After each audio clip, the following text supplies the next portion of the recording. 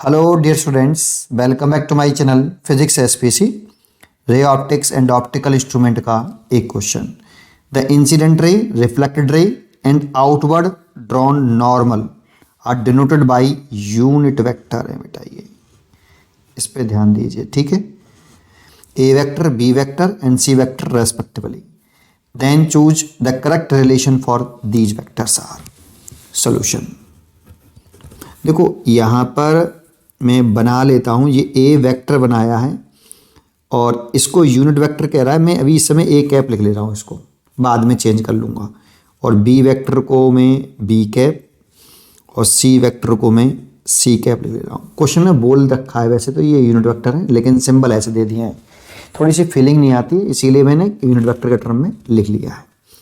चलिए करते हैं, एक प्लेन मिरर बना लेते हैं हम ऐसे, और इस पर इंसिडेंट रे बना लेते हैं। ये इंसिडेंट रे है और इस दर्शन में यूनिट वेक्टर है एक है, ठीक है। द इंसिडेंट रे आपका रेस्पेक्टिवली बोला है, चेक कर लेना आप। ये नॉर्मल हो गया और ये आपका रिफ्लेक्टेड रे हो गई। इंसिडेंस एंगल थीटा तो रिफ्लेक्टेड एंगल भी थीटा।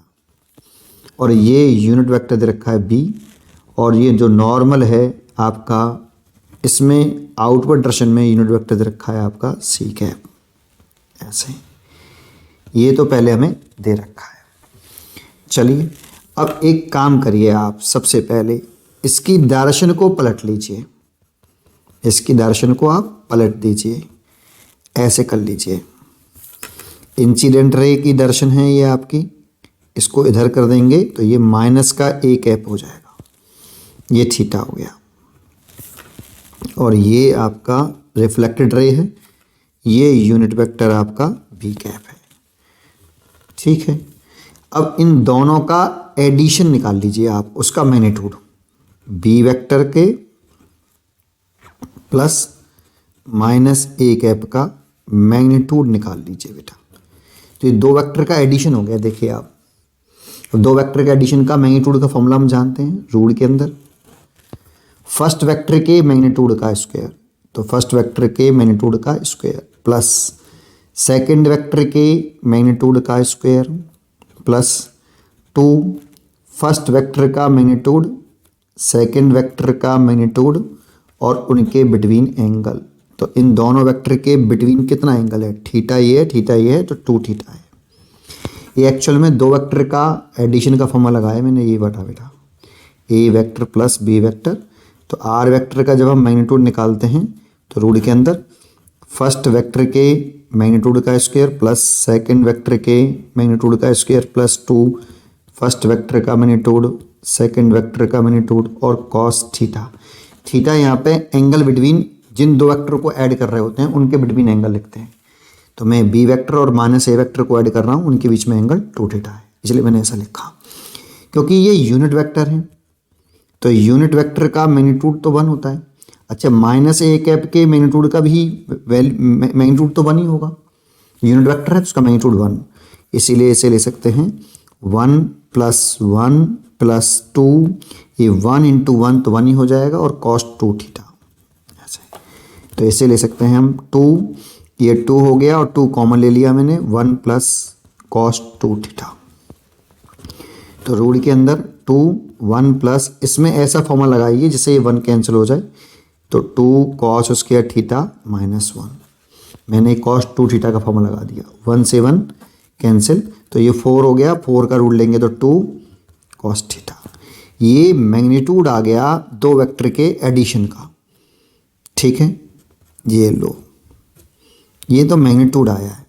लेकिन अगर इसे वेक्टर फॉर्म में ही लिखें, B vector plus minus A cap ऐसे, तो जब वेक्टर फॉर्म में लिखते हैं तो मैग्नीट्यूड इनटू डायरेक्शन, डायरेक्शन का मल्टीप्लाई होता है, ठीक है। तो ये कहता हूँ, इसमें अगर हम डायरेक्शन चेक करना चाहें तो ये तो ये दोनों वेक्टर का डायरेक्शन, इन दोनों को ऐड करके जो रिजल्टेंट आएगा उसकी डायरेक्शन क्या होगी, क्योंकि ये दोनों के मैग्नीट्यूड बराबर हैं, इन दोनों के मैग्नीट्यूड बराबर हैं। अगर मैग्नीट्यूड बराबर होते हैं तो रिजल्टेंट बाइसेक्टर से जाता है बेटा। तो इन दोनों का बाइसेक्टर तो थीटा एंगल हो गया ऐसे, तो ये रिजल्टेंट जो होगा इसकी जो डायरेक्शन होगी बी कैप की प्लस माइनस के ए कैप की, वो ये होगी। और इस दृश्य में यूनिट वेक्टर दे रखा है हमें सी कैप। तो आपने फॉर्मूला पढ़ा होगा कि अगर हम कोई भी वेक्टर लिखते हैं, जैसे ए वेक्टर लिखते हैं, तो ए वेक्टर का मैग्नीट्यूड आता है, साथ में एक यूनिट वेक्टर आता है, और ये यूनिट वेक्टर इस वेक्टर की डायरेक्शन को रिप्रेजेंट करता है। इन दोनों की डायरेक्शन सेम होनी चाहिए, डायरेक्शन सेम होनी चाहिए बेटा। जो भी वेक्टर यहाँ लिखेंगे उसका यहाँ पे क्या लिखिए, मैग्नीट्यूड लिखिए, और ऐसा यूनिट वेक्टर लिखिए कि इसकी डायरेक्शन इस वेक्टर की डायरेक्शन सेम हो, क्योंकि ये यूनिट वेक्टर इस वेक्टर की डायरेक्शन को रिप्रेजेंट करेगा। इसीलिए हम क्या क्या लिख सकते हैं, इसको ऐसे लिख सकते हैं, ये एक वेक्टर हो गया B cap plus minus A cap equal to, इसका मैग्नीट्यूड तो हमने निकाला ये रहा, तो ये तो मैग्नीट्यूड हो गया इसका 2 cos थीटा। और ऐसा वेक्टर डायरेक्शन लिखिए, यहाँ पे ऐसा यूनिट वेक्टर लिखिए जो इसकी डायरेक्शन में हो, तो इसकी डायरेक्शन में यूनिट वेक्टर कौन है, सी कैप, इसीलिए आप सी कैप लिख सकते हो। तो फर्स्ट इक्वेशन तो आपकी ये हो गई। उम्मीद करता हूँ यहाँ तक तो क्लियर होगा। अब जरा समझिए, नाउ अब हम अगर डॉट प्रोडक्ट लिखा लें माइनस के A cap dot C cap का, ए वेक्टर और सी कैप का डॉट प्रोडक्ट लगा निकाल लें, तो डॉट प्रोडक्ट का फॉर्मूला लगा लीजिए। फर्स्ट वेक्टर के मैग्नीट्यूड का, फर्स्ट वेक्टर का मैग्नीट्यूड एंड सेकंड वेक्टर का मैग्नीट्यूड, और उनके बीच में एंगल, ए और डॉट सी के बीच में एंगल कितना है, थीटा। ये मैंने डॉट प्रोडक्ट लगाया बेटा। ए वेक्टर डॉट बी वेक्टर जब हम लिखते हैं तो फर्स्ट वेक्टर के मैग्नीट्यूड का मैग्नीट्यूड, सेकंड वेक्टर का मैग्नीट्यूड और कॉस थीटा, ये लिखते हैं बेटा, यही लिखा है। तो इसका मैग्नीट्यूड तो 1 ही होगा और इसका भी मैग्नीट्यूड 1 होगा, और ये कॉस थीटा। तो माइनस का ए वेक कैप डॉट सी कैप, इसकी वैल्यू आ गई कॉस थीटा। ये क्वेश्चन नंबर 2। इस कॉस थीटा की वैल्यू मैं यहाँ रख सकता हूँ, तो B cap minus A cap equal to, इस कॉस थीटा की जगह पे जब ये लिखेंगे तो माइनस आ गया, ये वाला आ गई 2 A cap dot C cap, ऐसे।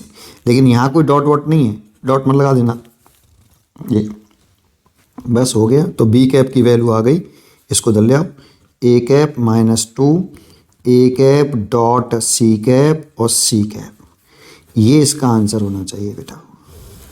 लेकिन यहाँ पर इसको बी वेक्टर बोला है, इसको ए वेक्टर बोला है, -2 ए वेक्टर डॉट सी वेक्टर और सी वेक्टर, ऐसे लिख दो। लास्ट में लिखना चाहो तो आप, उसे फीलिंग नहीं आ रही थी वेक्टर फॉर्म से, लेकिन उसने बोला तो वो यूनिट वेक्टर ही था बेटा, ऐसे, इसीलिए मैंने उसको कैप में लिख लिया था। उम्मीद करता हूँ कि आपको ये क्वेश्चन जरूर समझ में आया होगा। इसका आंसर होना चाहिए बी। पढ़ते रहिए और खुश रहिए।